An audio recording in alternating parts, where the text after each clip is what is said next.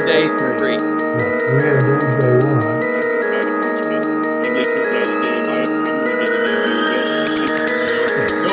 No question in my mind. He came from one of the toughest areas of Phoenix, most of his country, of course. Praying for the safety and, on the defense, talking about it. You better get your ass the ball. You better get your ball. I just gotta say, when it comes to former Dallas, Different. For sure, they would have thrown it off because And this guy gets on you. Father from and then I go to bed every night like G man, I promise you that we got a special What is up, Cowboys Nation? Boy, Mike Tag here, Kelly K9. We're all messed up this Thanksgiving week. We're supposed to. I was supposed to set it up for now, but I had to set it up for an hour later. And Kelly come talking to me and said, "Where the hell are you?" So I've been putting up Christmas lights. So I was almost asleep. So probably it's a good thing we're doing this thing tonight. And so make sure if you guys are coming in late or watching it later, hit that subscribe, hit that like, hit the share. We're going to get this thing rolling. We're going to have a quick hour because Kelly's got some darts to do. I probably got some sleep to do, but we're going to have some fun and get this thing rolling. So, Kelly, first of all, I'm going to ask you a couple questions after this, but how are you doing? How you feeling? I'm feeling good, man. It's amazing what a win can do for your soul. I know there's that group out there that's like, we shouldn't have won. I'm not one of those people. I don't really give a shit. At the end of the day, man, I want to win more than anything.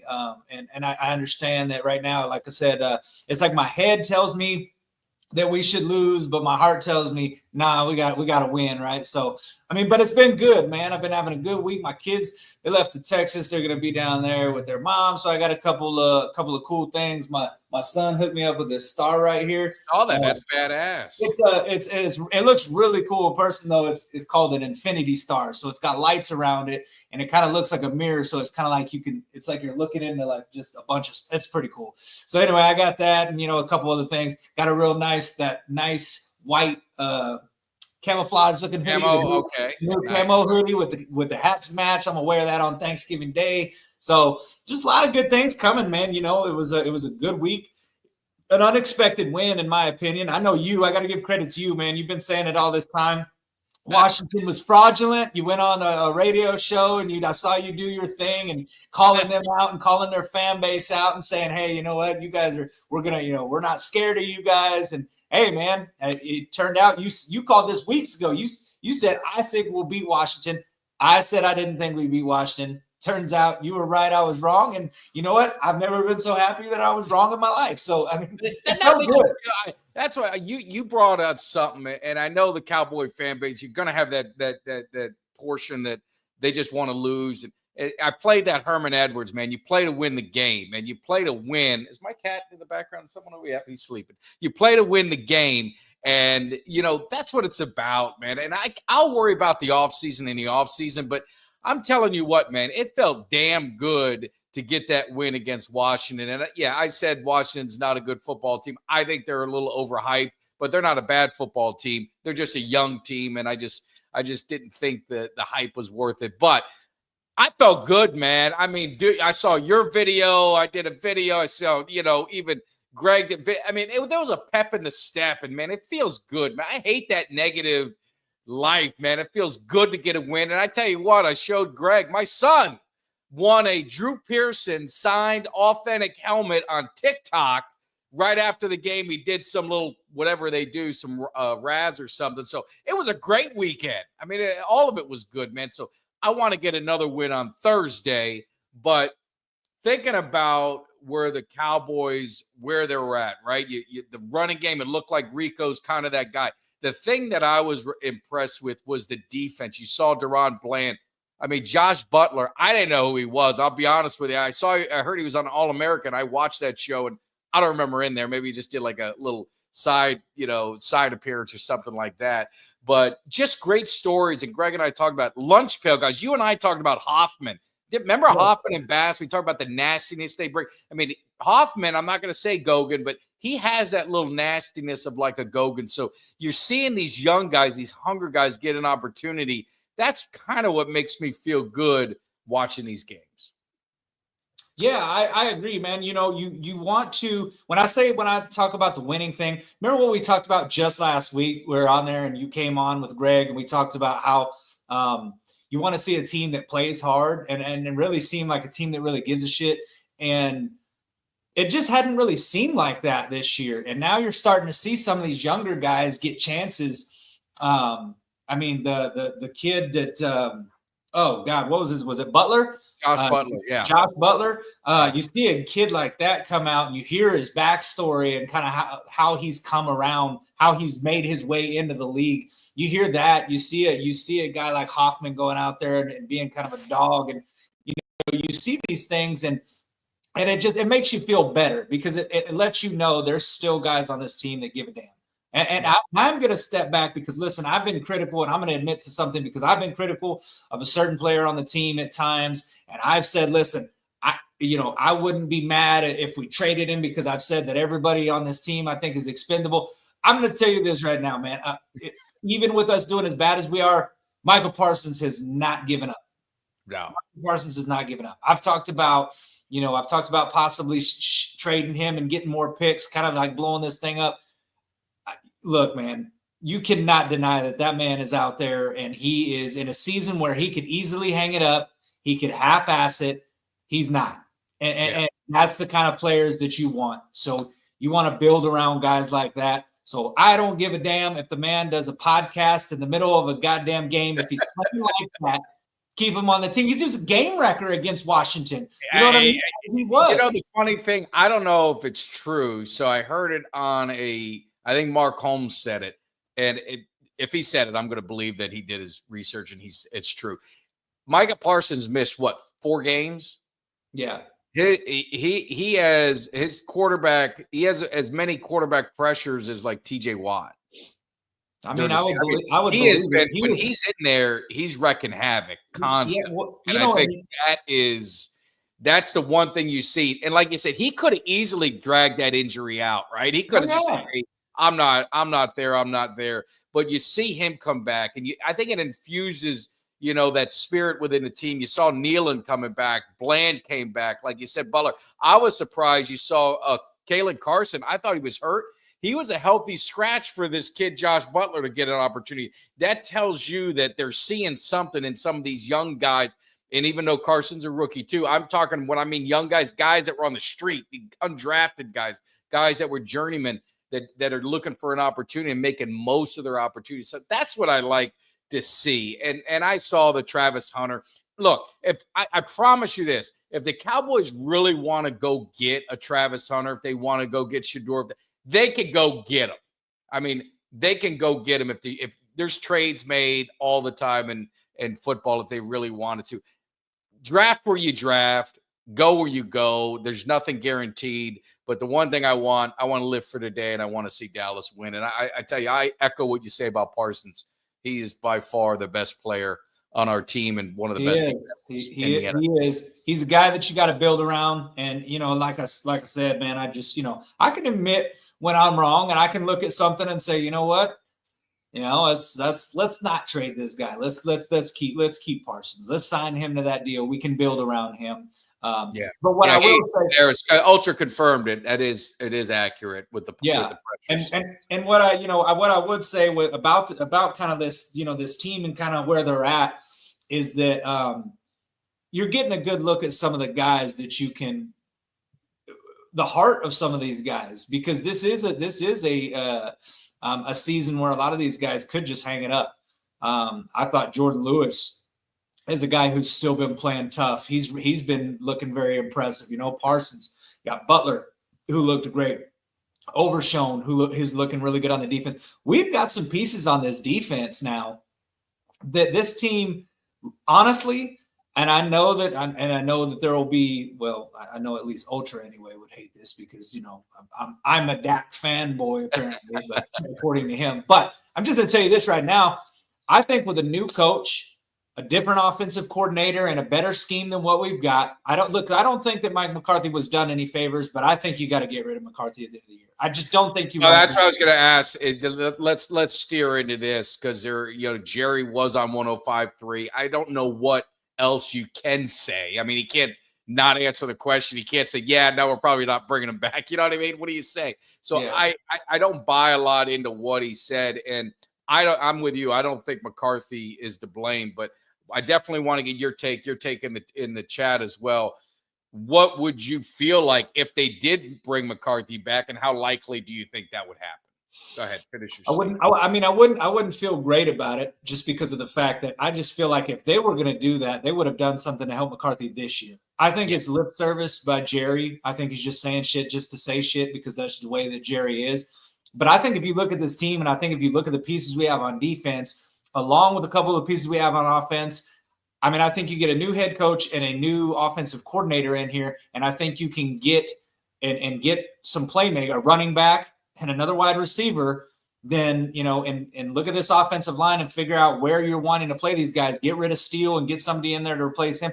I think this team could be a contender again next year, a 12-win team next year, easily. And I don't think it was that big of a stretch to think that we can do that because I think that we've got pieces. Now, do I think that if the Cowboys had a chance to draft a quarterback,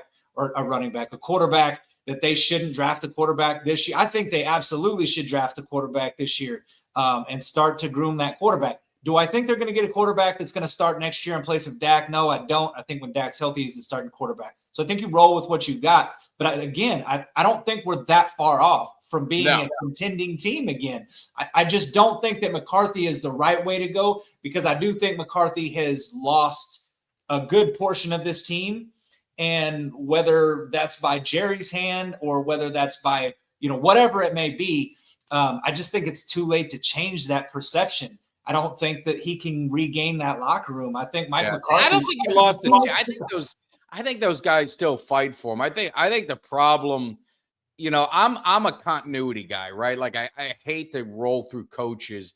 And I look back, he's had 12 wins.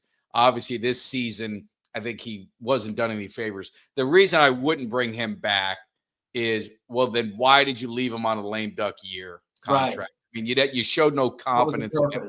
Why are you going to do it now when the team is kind of struggling in this and that? So that's where I just think for the Cowboys, I think if you bring them back, you're going to get the same old, right? They'll win 12 games. They'll win 11 games when healthy, 13 games, whatever it ends up being. But I don't know the culture part of it. That's where my problem is. And that's Jerry. So, you and I talked about last week. That's where I wasn't a Belichick fan to bring in, but now it's like maybe they need a Belichick. Maybe Jerry needs to hit rock bottom to want to do that. I think if Dallas, and it's funny how this league is a week-to-week league because now we're feeling good, but let's be honest. They lose Thursday. Everyone's going to want him gone by Friday. That's just the way, but if they do win and you look at their schedule, it is winnable. I mean, there is some win, Panthers, I know played the Chiefs tough, but I mean, that'll be like a home game for the Cowboys. You got obviously the Giants, the Bengals you think our defense sucks? Go look at their defense, their defense. And then you got Philly, which you're playing them in next to the last game. You don't know what they're playing for. You don't know where there's some weird things that can happen where you see this team could end up being let me fix my schedule. What would that be? 8-7, 9-8, whatever that is. 8-7. But no, what is that? What is it? 8-9, 8-9. They got 7 wins right now. If they were to win, they could get the best they could get would be 10-7. I don't think they'll be. I don't think maybe like if they were 9-8, 8-9, something like that. What would he give Jerry enough to bring him back and say, man, we fix a couple things. I'll get this thing right. So I just think for you, Fred, I agree with you. Fresh kind of voice, fresh thing. Maybe get someone in here who can take ownership of the organization more like a Parcells did, more like a Jimmy did. then I And think the reason why I say that Mike has lost the team, I do think that there's a lot of guys. I do think there's a lot of players that love Mike and they love playing for McCarthy. But I mean, think of the things that you heard that we talked about last week. Think about you're talking about players not showing up to meetings, players do. I mean, Mike McCarthy's got his legs cut out from that's under him. exactly. He's basically like the parent. He's like, let's just say he's the dad and the mom's the boss. And she makes all the decisions and she says yes, she says no. The kids are afraid of the mom. Why in the hell is the dad going to have a voice in the house if the mom chops the legs out from under him every time? It's like, nope. We're doing it this way. So that's why I say where I go in and say that McCarthy has kind of lost the team, because you see some of the undisciplined things that this team does, undisciplined penalties. And then you hear about some of the things that are going on, players being late to meetings, not showing up to practices, just not studying game film in their off time. That all to me goes back on the head coach. He's the leader of this team. And if he can't get this team to function as one unit, have that one voice, one unit, then I mean, how is he going to fix that going forward unless Jerry Jones changes something and gives him some type of authority that he doesn't have at this point right now? It's like Jerry's basically castrated the dude. Yeah, it's too late. And didn't give him any help. So it's like, how do you go back from that? I just don't know how you go back. I don't think you can. Yeah, that's why I think he's got to go, because I just don't think I don't think Jerry could say, all right, well, now McCarthy's going to have the hammer and you guys, you can't go around him and da-da-da, because that's kind of what's kind of been happening within this organization for a while. I mean, even before McCarthy, it's always kind of been said, but I've heard examples, factual examples of this happening. So, yeah, I think they need a fresh start, and that means you need all new coaches and you need to let the coaches come in, which would bring me to Zimmer. And I saw in the chat, Zimmer is not getting some of the credit he probably deserves. That side of the ball has been hit more than anyone. I mean, from the beginning of the season, he's starting to get some guys back, but they have played very well. I would say the last 4 or 5 games they've been playing better and better and better. Some of the games were blowouts, but I tell you, Houston was not on them. Philadelphia was not on them. It was all 10 turnovers in 2 games. You screwed your defense. But this defense, I mean, Daniels had 88 yards passing way deep into the third quarter. I mean, way deep into almost into the fourth quarter. He had under 100 yards passing. He was their leading rusher, but if Jaden Daniels did have a couple runs. Yeah. But if you look at their running backs, they did nothing. We're one of the only teams, someone will correct me if I'm wrong, that I believe we held Barkley under 100 yards, and that guy's been on an MVP kind of pace. You see what he's doing. This defense has done their job. So when you look at Zimmer, I know we were hard on him early. Are you kind of letting off that a little bit and seeing that he's kind of getting things going? Yeah, I think that Zimmer is definitely kind of, one thing I would credit Zimmer with is the pressure that he's been putting on these opposing quarterbacks, finding ways to move Micah around the defense. I mean, I've seen Micah Parsons rush from every position possible in this game. But not only that, though, he's gotten Overshown involved in it and bringing him on blitzes. He brought Butler on a blitz. Butler got a sack the other day. He's being very creative in where he's bringing his blitzes from, which is what I really like to see, because he does. It creates that pressure and it creates that unknown for the quarterback. Like, where's the blitz coming from? Where is he coming? Because he'll sometimes make it look like he's bringing, then he'll drop back. Other times he's got it going up there and he actually does bring it, or maybe the guy starts to drop back and then he does shoot in. And you've got guys on this team and on that defense with the speed like Parsons, with the speed like Overshown, with some of the guys in the second that can shoot those gaps. And I mean, they're back there in the blink of an eye on the quarterback, and he ain't got a chance. So I like what Zimmer's doing later in the season. The thing is, though, is if you clean house, if you get rid of McCarthy, I just don't see how you bring in another head coach and tell him, hey, but Zimmer's your D coordinator. It's just not fair. It's the same old shit that Jerry's been doing. And how do you expect different results when you do the same thing over and over? So while I'm not blaming anything on Zimmer, I'm not saying that, the failures of the defense early on has been Zimmer's fault. But I just don't see how Zimmer sticks around. I don't see how you force him upon another head coach. I've said it a million times. If we bring in another head coach, I think he needs to get his own guys and bring his own people in. Let him build his staff up from the ground up, and then you let him run with it and see what he can do, because we've been doing this shit for years, man, forcing coordinators on the head coaches, and it ain't worked. And this is what I'd echo too. This is what can't happen. You can't have your players dictating to the owner. You see, bypassing the head coach. No, this is what gets the Cowboys culture in their problem.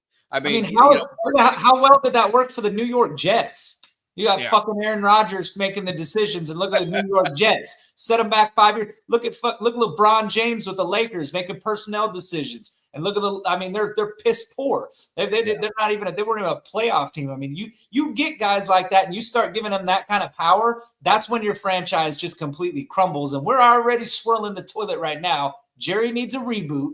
Parsons shouldn't have no damn say in whether we keep Zimmer. No, if he does that, then you might as well keep McCarthy. Keep McCarthy then, because you're basically going to do to the next coach what you did to McCarthy. So just keep McCarthy and we deal with it. And you hope that they win in spite of some of the things that happens within this organization. That's all I would say. You just can't. This is the only organization that I see where they dictate coordinators to the head coach. It just doesn't make a whole lot of sense, and it's not a recipe for success. So hopefully that isn't the case. But looking at the Giants game, I mean, it's Thanksgiving. We all love a little Thanksgiving. We love Cowboys football on Thanksgiving. You know, I don't know how excited people get. I mean, we got to be real, too. You got Cooper Rush and you got Tommy DeVito, and that's really not a marquee matchup. You see what the Giants did. They released Daniel Jones, so they're going with DeVito. They really don't have a lot of weapons. Malik Neighbors went out in the media, and he basically, put a freight train over his coach. And so there is a lot of dysfunction going on with this team. This should be a game that the Cowboys, should win, hopefully comfortably. But, I mean, let's just talk about it, Kelly, because you and I were there the last time the Cowboys won a home football game, and that was when Jimmy Johnson was getting put in the Ring of Honor. I mean, we're talking – that seems like ages ago, doesn't it? It seems like a very, very long time ago. If you would have told me at the beginning of the season that the Dallas Cowboys heading into, what is this, week 11, 12? Yeah, something like that. 12, if we were heading in, you would have said we were going, Dallas Cowboys were going to head into week 12 and have 0 wins at AT&T. I'd have said you were crazy. I'd have been like, you know what? Go get drug tested, man. You smoking. I'm like, we went from a team with one of the best records at home to going into the Thanksgiving game week without having not one damn win at our home stadium. All 4 of our wins have been on the road. It's insane. It's really insane. And have no competitive games at home. No, we got our ass kicked. I mean, I would argue to say that Texans game was a little competitive. It was. It got out of hand at the end. At the end, it kind of got out of hand, but they kept it close for a little while. I actually thought for a little while, fool's gold, but I thought for a minute in that first half, we might pull this thing out. I'm like, damn, are we going to actually beat Houston? And then, I mean, now you look back on it and you see that Houston lost to the Tennessee Titans, and you're thinking, would that have even been that big of an accomplishment? I mean, I think Houston, in my opinion, is kind of in the same maybe a little bit better a tier above, but they're in the same kind of realm as the Washington Commanders. I like or Atlanta. Atlanta's the same thing. They're full of gold. They're fool's gold. You can't trust those guys to do anything in the playoffs. Should they even make the playoffs? I mean, they're kind of on the teetering on the edge of it right now. And honestly, I don't think Washington will. But it's just one of those teams where it's like the Cowboys, despite their record, are a good team. We're a good team. I mean, I know the record don't indicate it, but I do think this Cowboys team is a good team. It's the same team that won 12 games last year. They just did not get help from their owner, did not get help from their GM to improve upon their weaknesses. And you're seeing if you don't improve your weaknesses, you're not going to improve. And then, obviously you have the injury to Dak Prescott and just injuries all over the place. It's been an injury-riddled season. And every once in a while, you're bound to have one of those kinds of seasons. And we're living through it right now. And now we got to see what we can do to turn that ship around.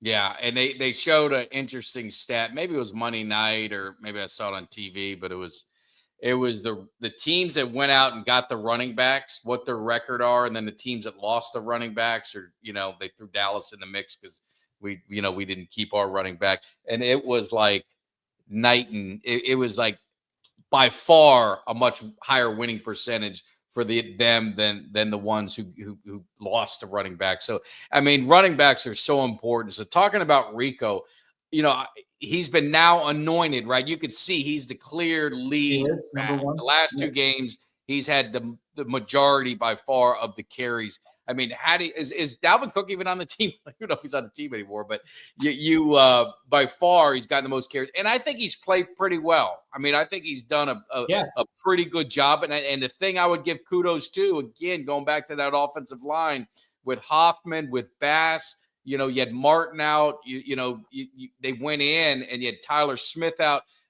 Their run blocking was good, because I'll say this about Washington. I know I said they were frauds. Their defensive front is formidable.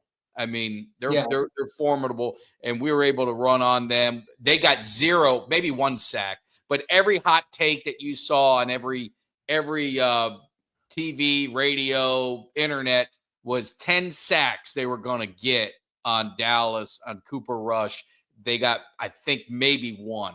And that was kind of like I think it was a busted play sack or something like that. They didn't get any pressure on him. So, I mean, there's a lot to be said about this offensive line and running game. Because like I said, if you can run the ball, Cooper Rush can be effective.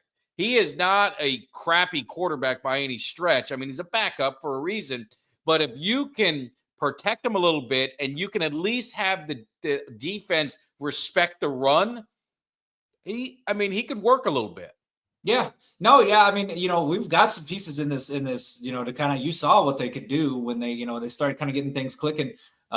When, they just, Cooper Rush, I feel like is getting kind of into a groove and getting a little bit more comfortable within what's going on in the offense this year. Because if you think about it, a couple years back ago, it was Kellen Moore was the offensive coordinator. So, I mean, granted, he has been within this offense and he knows the kind of offense they're running, but still it's different to know what they're running than to actually get reps with the ones. And Cooper Rush, I think, is starting to kind of ease his way in. He's being a little bit more comfortable. I mean, the last season, you think about it, he comes out to start. He's starting in the game 1. Dak Prescott goes down in the end of that, fourth quarter, and Cooper Rush has to come in and finish the game out. So he's starting kind of immediately right after preseason and easing right his way into the regular season. This year, he's kind of doing it several games in.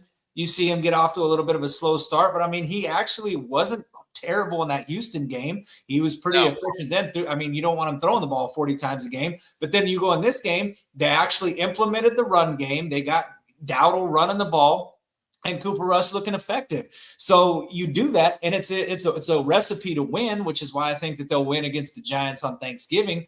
But to answer your question on Dowdle, I don't think he's necessarily a guy that you just, that you give up on and roll and just, boot him out the door at the end of the season. I think he's a guy that probably sticks around. I will say this draft class is absolutely just loaded with running backs, though. With running backs. And I'm talking about probably one of the best running back classes I think that we'll see in a while, because it's just, rounds 1 through 5 through 6. You're going to get backs all the way into the 6th, 7th round. And if the Cowboys do not draft at least 2 running backs, I swear I'm going to riot. At least one, but I would love to see 2.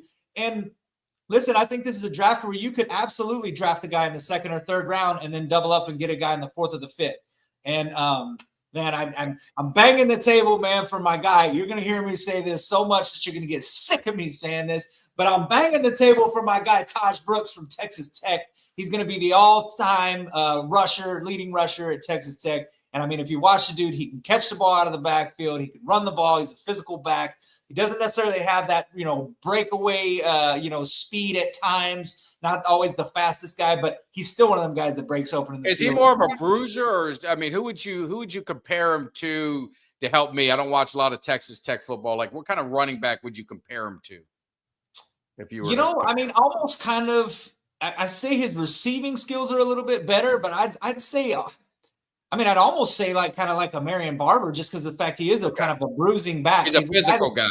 the guy that doesn't get negative yards. He's physical. He can break tackles. He's going to, when he hits you, he's going forward. Like he's a solid dude.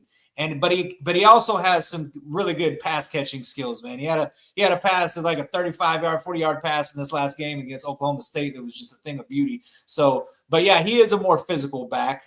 He's definitely not a speedster or anything like that. He's a physical back, but he's a back that I think that you can draft in probably the fourth, probably around the 4th to 5th, anywhere between. Actually, I'd say between the 3rd and 5th, because some teams may go up and grab him depending on the run that is made of running backs, but. Cowboys better get at least one day. The reason I ask is I think they need to go. They need a home run hitter and they need a bruiser. Yes. I'm a fan of a 2 running back system. If you got 2 different extremes, right? I love when it was a Zeke Pollard, when it was kind of at their best, or like you talked about a Marion Barber and it was a Felix Jones in that era. When you had that. That's kind of, I think, when the running game is really, really at its best. So that's what I want to see the Cowboys do. And I think, like you said, the draft class, I'm no draft expert, so I take it. I see a lot of great running backs playing college football, so I know the draft should be good with running backs. If you can get 2 young guys out of this draft and put them on the field at running back, that would be great. I like Martinez. Martinez out of Miami, you can get in the 6th round. He's more of a physical bruiser, so if you got your guy from Tech, he's probably a better version of Martinez, so you probably wouldn't want to do that.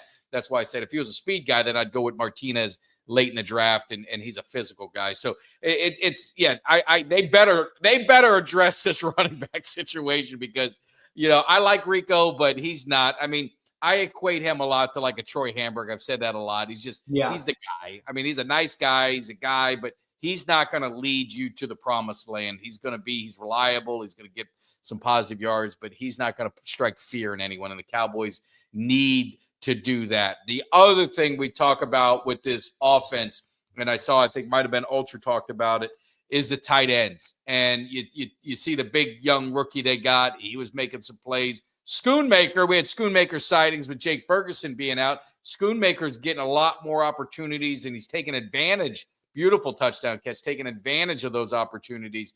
So when Ferguson comes back, hopefully it's this Thursday, depending on a short week, I don't know. But they're getting more weapons. And what I liked with Cooper Rush, he was using quick passes. They weren't running the ball. They weren't being headstrong, running it on every first. They were using the pass as almost like a run to get the run kind of opened up. So hopefully they continue to do that. But, I mean, what do you think of some of the young weapons that he's got? I still think we got a void at receiver. I don't know if Cooks is going to be back, but I mean, I still think we're voided. I mean, the Tolbert experience, I got to go with Ultra. I think the Tolbert experience, I don't know if he's going to be a legit 2. Maybe he could be the 3, but we need a legit 2. I think he could possibly be your 3, but we need an upgrade at the 2. I look at this, when I look at the Cowboys draft needs, what I think, depending on what happens in free agency, and that is assuming that Jerry Jones doesn't sit there with his thumb up his ass during the free agency period like he did last year. Let's hope that he doesn't. But I'm gonna say, if they don't address any of the weakness positions, then in the first 3 positions of the draft, in any order, I think you have to go defensive tackle, running back, wide receiver. I think those are the 3 positions. If you don't address that in the offseason. Now, if you go out and you get a good defensive tackle, you get a run stuffer, a big guy to clog up the middle, or you go out and you grab a guy like there's been rumors about possibly Stephon Diggs, his contract. I don't know if you heard. I don't want Stephon Diggs, man. I'm just saying his contract has been voided out in Houston, so he's going to be a free agent next year. There's been talks about pairing him up with Trayvon Diggs. I mean, if they were to grab a guy like that, then I don't think that you have to grab a receiver early in the round. You can do that maybe later in the draft. So it's all depending on what they do in free agency. But in my opinion, first 3 rounds, wide receiver, running back, defensive tackle, in any order, really, honestly. So and you could find receivers. And Mingo, I don't want to leave him out because they traded for him, but I mean, he's never going to get an opportunity to really kind of get going. Maybe in a few weeks, maybe, I don't know. But so but the one guy, and he wouldn't be a 2, but if he falls, and I've only begged the Cowboys to do this one other time, and it was when Devin Hester was coming out of Miami. I begged I said, and he wasn't a big name guy. I said, get Devin Hester because he can just change everything on special teams, and he had a Hall of Fame career. I mean, Xavier Restrepo, I just think he is a slot guy, that Cooper Kupp kind of guy that, that is just, he is just catches everything around him. He always seems to be open. And I think he's a guy that you could get late. I think he's not late, but I think he's a guy you get in the mid round. So I think he's one of those guys that I would love to see because I think he brings a different dynamic to this offense that they would be able to really use him a lot. So I'm a Restrepo fan, and hopefully Dallas is hearing me because I'm not for the 2, but I would honestly get rid of every receiver but CD if I had my druthers right now. I would just blow the whole thing up. I know Flournoy, he's a rookie, so you're probably not going to get rid of him. Mingo, it's not fair, but the Brooks and the Tolberts and, the others, put Turpin out there. Put Turpin at receiver. He seems to, make plays every time he's given the opportunity. Give him more reception opportunities. I think with a competent offensive coordinator, I think that Turpin's a weapon. I mean, you saw that. 1, you see his ability in the special teams, but 2, you saw that pass that Cooper rushed when he hit him and he was in space. He's pulling away from everybody. Nobody's catching him. I mean, he's a fast player. Now, I will say this. I'm just kind of read this down to you because I think we'll probably draft a wide receiver, but there are a couple names here. Thing is, some of them might, cost a little bit of money. I'm going to read a list real quick, though, and I'm going to just ask you because I'm curious. I had to look it up right quick and see the list of free agent wide receivers. The one name to me that kind of stands out is T. Higgins. I think he'd be a good fit. I like T. Higgins. I mean, he's a guy that could definitely good wide receiver, a great number 2. But here's the list. You got T. Higgins, you got Amari Cooper, Chris Godwin, Stephon Diggs. We've already said no to that. I agree. I think he's a diva. I think he's I don't think he'd be good on this team. You got DeAndre Hopkins, Deontay Johnson, Hollywood Brown, Keenan Allen, Elijah Moore, and Mike Williams. Those are the top 10 free agent wide receivers. Is there anybody out on that list that kind of jumps out that you think would be a good fit in Dallas? I mean, I like Higgins. The only thing I would say is when you're looking at cap and you're looking at this is you're paying CD a lot. Do you want to pay? I mean, if you could use your first round draft pick on a receiver and hit him, that's a little bit more cost effective as you're trying to do things. So that would be my only thing with that is I don't know if they go free agency at receiver. I think the market just gets too high. I just don't know if I'd mess with it. I'd much rather see them spend resources. The one thing I don't want them drafting is I don't want them drafting an offensive lineman early. Go get a veteran to play right tackle, or if you want to move Guyton, whatever they want to do, if they want to move, get some veteran linemen, some blue collar guys. I would spend the money on that. But I think they draft a receiver in the first round or a defensive end. They haven't had much luck with defensive tackles in the first round, but maybe if there's one there, I guess they definitely need to address defensive tackle. I agree on all 3 of your positions of need. So yeah, well we got a super chat from Mark. Thanks for the super chat, Mark. 3 bad drafts, lack of depth, injuries, and our current way of free agency is getting has-beens and thinking we can remake their career. DTs, Zeke, and Mingo. Now, I will say this for Mingo. I will say I don't necessarily know that I would call him a has-been. I don't know that I would call him a has-been yet because I don't think he really has got much of an opportunity. But he hasn't really shown much either yet on the field either. But obviously, I mean, it's a new offense. He's learning. It's with a backup quarterback. So I kind of take that sit and wait approach when it comes to Mingo. But I mean, obviously, with the Cowboys kind of hurting with depth at wide receiver, that you would think that he'd be a guy that could jump into the mix and make an impact immediately or some kind of impact. And I think he's kind of been a guy that I really haven't seen him on the field do much of anything. I think he caught one pass, didn't he? He caught a pass. I mean, the game I was at in Houston, my son and I were watching it. He was beating the receivers, the DBs off the line. It's just, Cooper wasn't seeing him. But when he was in that game, he had opportunity where he was playing well. So Mingo, he was highly touted in the SEC. I believe it was Ole Miss. So I'm not going to kill them unless I got to see what happens. I know the cat's in the background. I was just looking at that and it was tripping me out because I'm sitting there. I'm like, is that a person back there? I know he likes to sleep in the cave. sleeps in the cave. My wife is out of town. My daughter's out. That's her cat. And so he hangs out here. He doesn't like me, so he's probably pissed off that I'm in here. But and I don't. And look, I love Mark, and I respectfully disagree with the drafts. 3 bad draft. I think they had 1 in the middle. I think that one in the middle probably is right now looks bad. But hey, maybe Schoonmaker don't look so bad now. I think you got to wait a few years before you kind of quantify bad drafts. I think you got a starter at center. You got Overshown, who's a superstar. You got Tyler Smith, who's a Pro Bowler in the last 3 years, who's going to be a perennial Pro Bowler for 10 or 15 years. You got what's his name? I don't know. Bland was Bland in that one draft. I don't know if he might be 4 years or 3 years. I mean, they have had some good players in the draft. I don't necessarily agree with the bad drafts 3 straight years. So I'll respectfully disagree. Yeah, no, I think we've done some good things in the draft. And I think we've done some good things in the later parts of the draft. You know what I mean? When you're talking about, which is why it upset me so much that for 2 things. One, that we gave up a 4th round for Trey Lance, because we've had some really productive draft picks in the 4th round. And 2, that we went out and gave up a 4th round this year for Mingo, because again, I'm not saying that I don't think that Mingo can be something on this roster, but to give up a 4th round pick for a guy that only has basically a year left on his contract.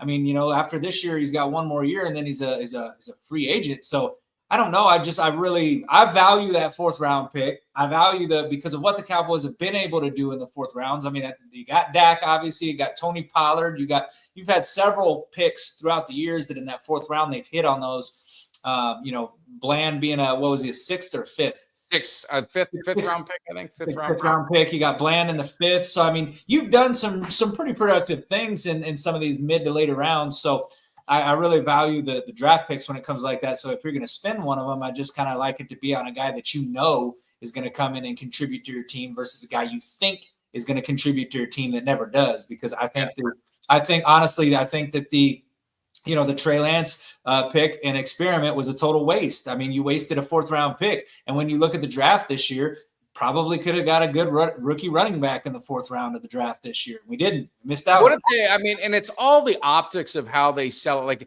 if he would have come out, they're defending the pick, but if they would have come out to defend the pick and said, look, we had Dak coming to contract. We didn't know if we were going to be able to sign him.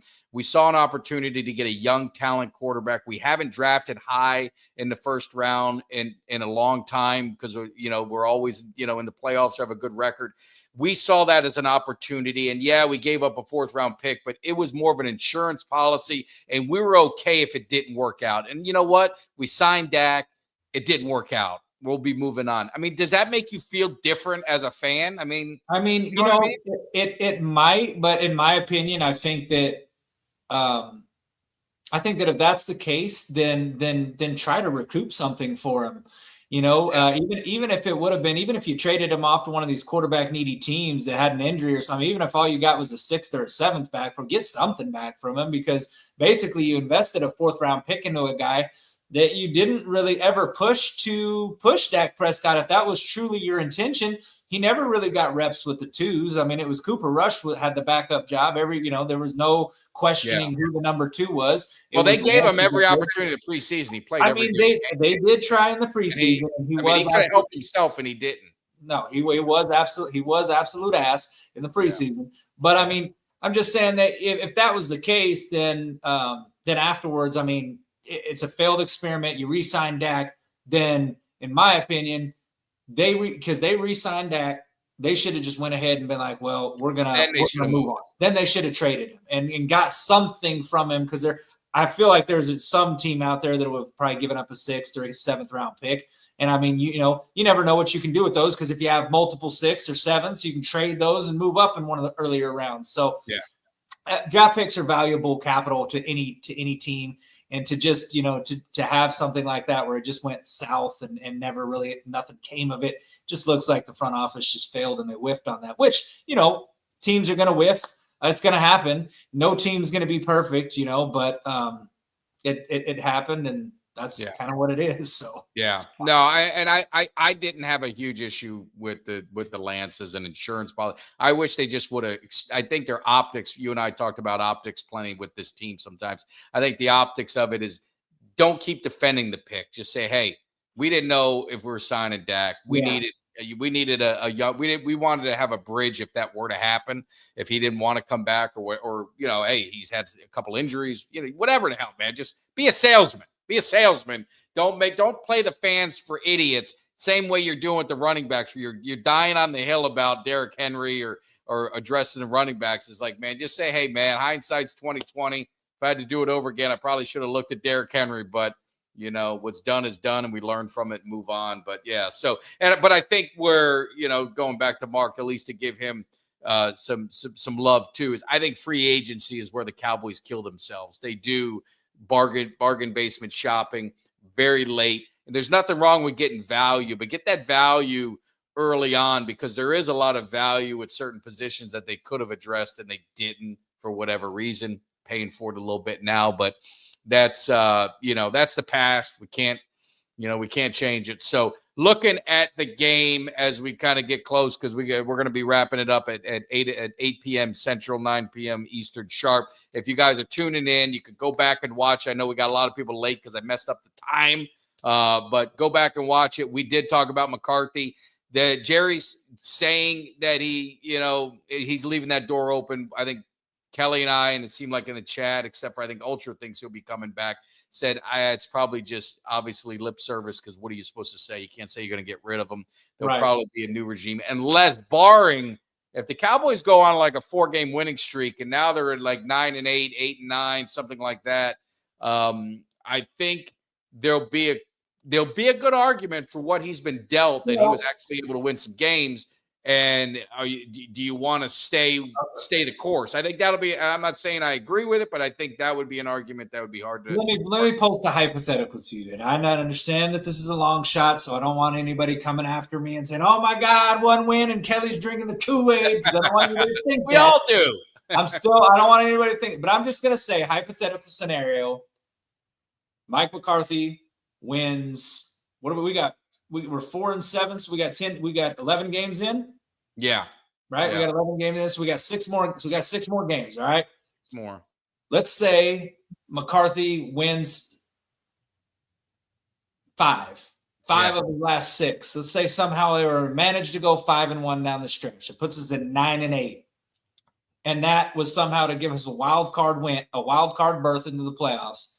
And then Mike McCarthy pulled out a win in the playoffs.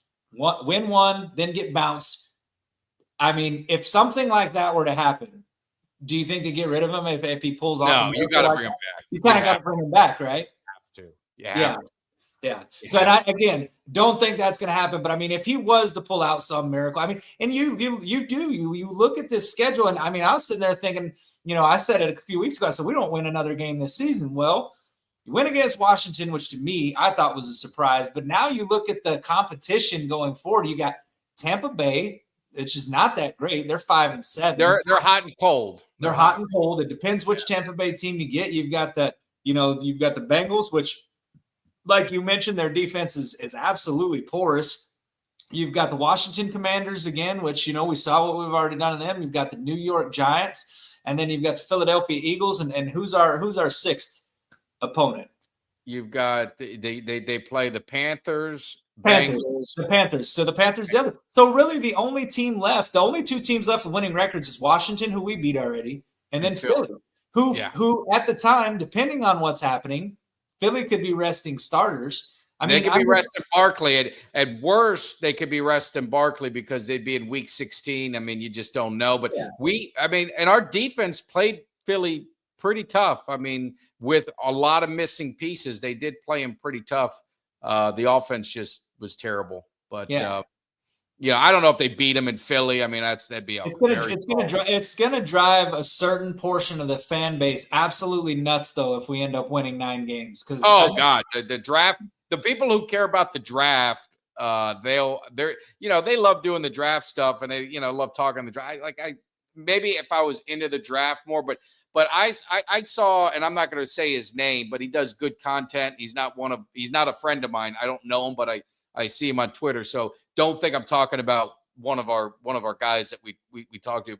But he actually said that he's watching the game and just kind of hoping they lose, and because he's worried about the draft position or something like that. And I'm like, how can you be a fan? I mean, I don't know, man. Like when I was in that game, and I respect the ones who said, man, I'm not upset if we lose, because I'm the same way. Like I was watching it, hey, if they lose, it is what it is. But I'm watching the football game, man, and I'm getting charged up, man. I'm charged up, and I said this little dirty little secret, and I don't know if you did it, but when Schoonmaker scored that touchdown, I started recording my video, and I had it ready. I had it loaded. It just was almost hit send. And then I looked and I said, holy shit, what just happened? I see the receiver running, and I was next to my TV. I could have kicked the TV. I was so pissed. I was so mad at what happened, but that's the emotions. Like, how can you be a fan of a team and just be emotionless during the game and not want to win? Like, I don't understand that. Well, I mean, you're not like that. I know you say, hey, but I see your tweets during the day. You're just as passionate and as angry and as happy when they win, and you rub it in. You know what I mean? Like, how can you it hurts to lose. Hope that? It hurts to lose. It hurts to lose. Like I said, my brain it will say, yes, we should lose and get good draft picks, but my heart will never go there. My heart will never go there, because I mean, I was just like you. Listen, I had tweeted already. I had tweeted basically that we had won the game, and they did score that. And all of a sudden I'm getting people going,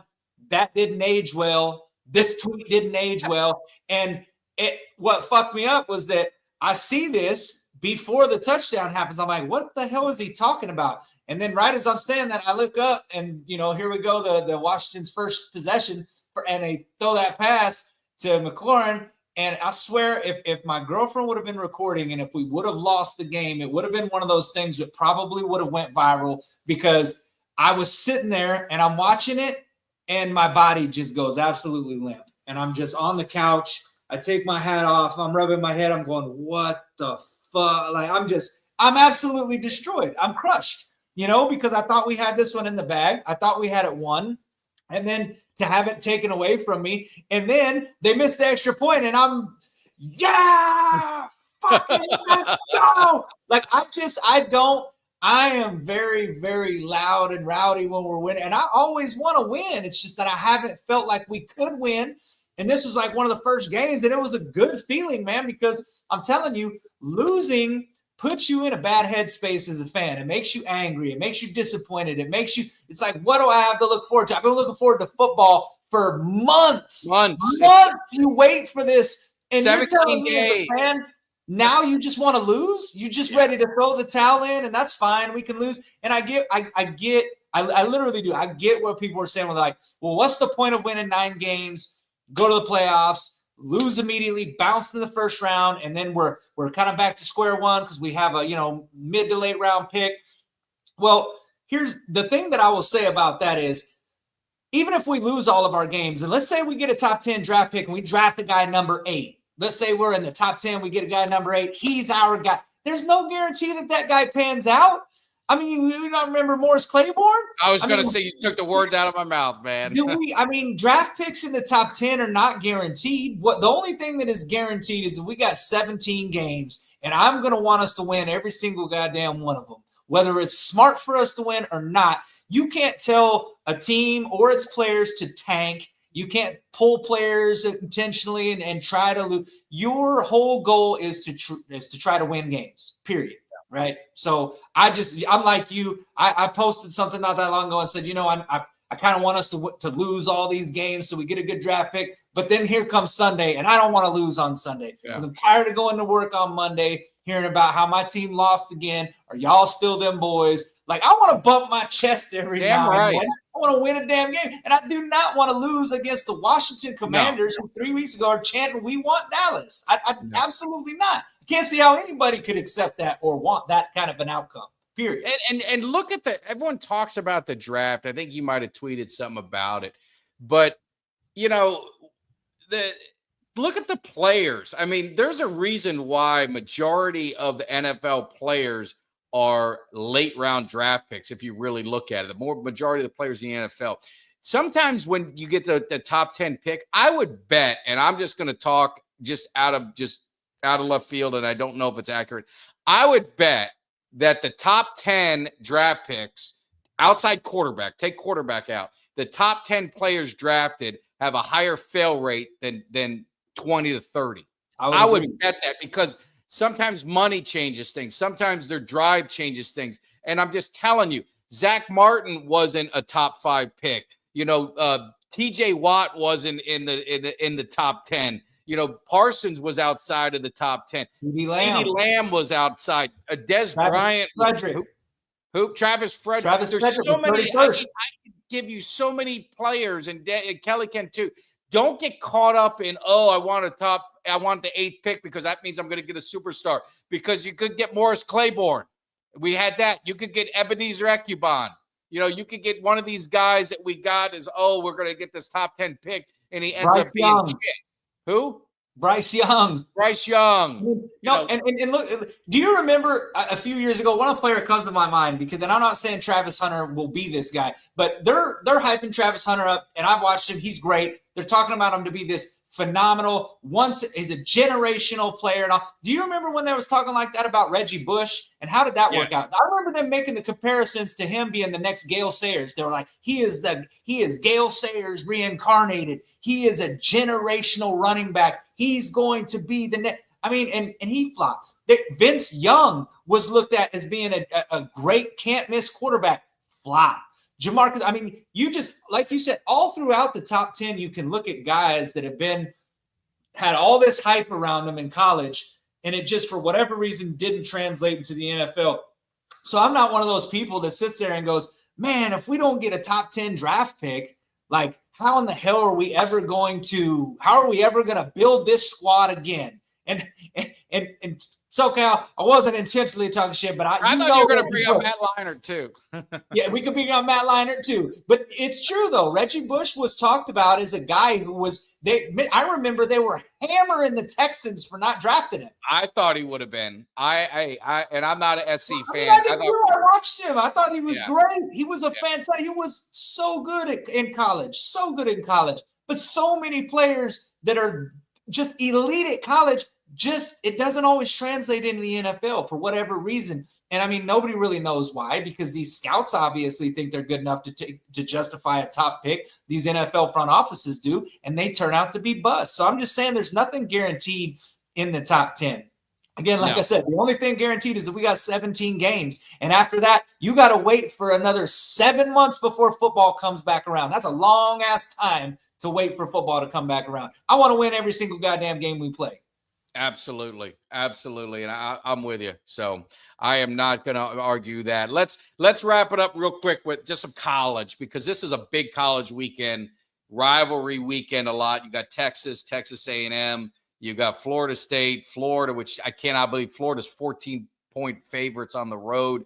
You've got Ohio State, Michigan, 20-point favorites. Are probably going to just embarrass Michigan. I think they're going to keep running it up. Happy Thanksgiving. So, and my Canes have got to go up to Syracuse. And I tell you, Syracuse and Miami used to be a pretty good rivalry back in this heyday. Not so much anymore.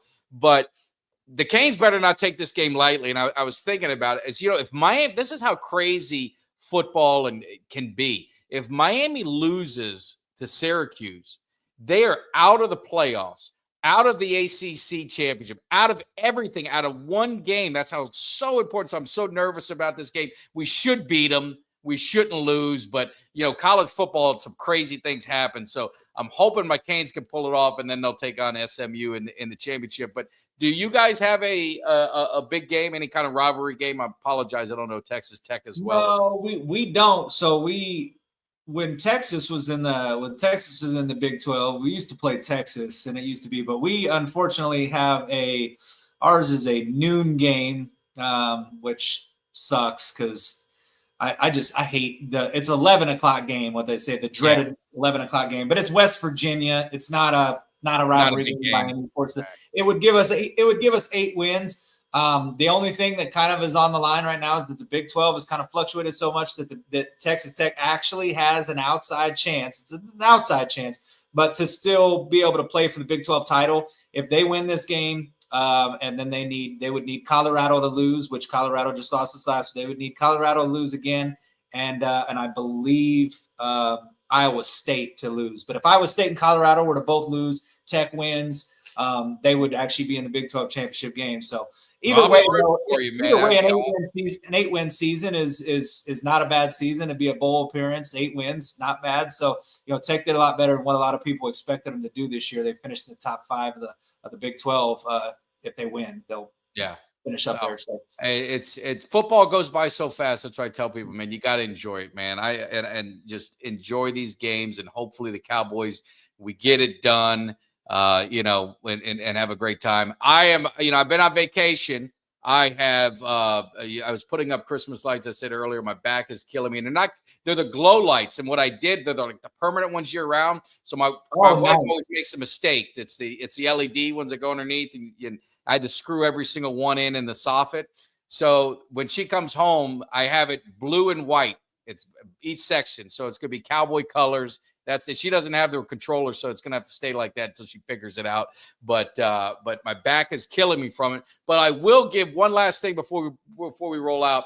I start, again, during my time off, I started watching a show. It's called Unlocked. It's a series. It's a prison in Arkansas, and they did this. They did a program where they basically let them all free instead of having 23-1.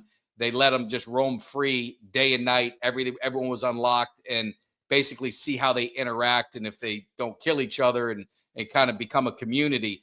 I don't know if you're in any of that stuff. If you guys are Unlocked, it's actually pretty. I love people's interaction and how people, deal with each other. I've never been incarcerated. I've never been at a state institution like that. I don't know if I'd survive it. It looks pretty rough to me, but it's a good show. If you guys are looking for something to watch Thanksgiving week, it's an 8-part series. It's pretty. I'm on episode 5. All right. Well, I'm a Yellowstone guy. That season started back up, so I watch Yellowstone. It's funny because I'm not a cowboy by any stretch of the imagination. But when I first started watching that, I was like, because everybody was like, kept talking about it, I'm like, I don't know. And then I started watching it, and I'm like, dang, these ranchers are kind of like gangsters, man. At least in this show they are, But it's a pretty damn good show. So I started watching that. They're streaming it. Yeah, I've got to get into that. I haven't watched it. I got to get into it. And the last one, the one I talked about was Unlocked. This is the other one. If you haven't seen this yet, Kelly, phenomenal. I'm going to. I'm definitely going to. I've seen that. So I saw that. Anything with Billy Bob Thornton, I'm going to watch because I think I think dude's an amazing actor, man. But I mean, I've seen clips of it on TikTok that have been coming across, and I'm like, okay, I'm sold. I got to watch it. I've seen a couple of clips, and I was like, all right, I'm definitely going to watch that because it's kind of looks like it's on the lines a little bit of kind of Yellowstone type deal. These are oil guys. Yeah. Yellowstone is ranchers, kind of like the same type of things or whatever. But anyway, I do love a good show. So I will remember Unlocked and Landman. I will put those both on my list to watch during Thanksgiving. But before we get out of here, I mean, I just want to know, because we didn't the past couple of weeks, but I kind of want to get a game prediction. Oh, we're doing game prediction. We're going to do game prediction. We're going to do a game prediction. So I want to hear what everybody in the chat's thinking. I want to know what you're thinking, and I want you to tell me what your score prediction. All right. Well, Chad, go ahead and give it, and I'll break my part down. I think this is going to be a little bit. I hate to say it. I think it's going to be a little bit of an ugly game. I just don't think I think Giants do have a decent defense. I think our defense is going to create problems. So I'm not at a high-scoring game. I think this is you're having your turkey dinner. It's going to be, one of those snooze fests, and I think it's like 19 to 10, something like that, Cowboys. It's going to be low-scoring. Take the under, and I think Dallas wins. Unless the Giants totally quit, then maybe it could be a blowout. But I think it's going to be low-scoring. I think so too, and I think that some people are going to get a little caught up in the fact that we scored 34 points this last week, but they got to remember 14 of those were on special teams. That's not going to happen every single week. In fact, it's not going to happen most weeks. So this team, when Cooper Rush is the starting quarterback, averages about 19 to 20 points. So I think that's a good call on yours. I'm also thinking around the same. I'm actually going to go with a 17 to 13 game.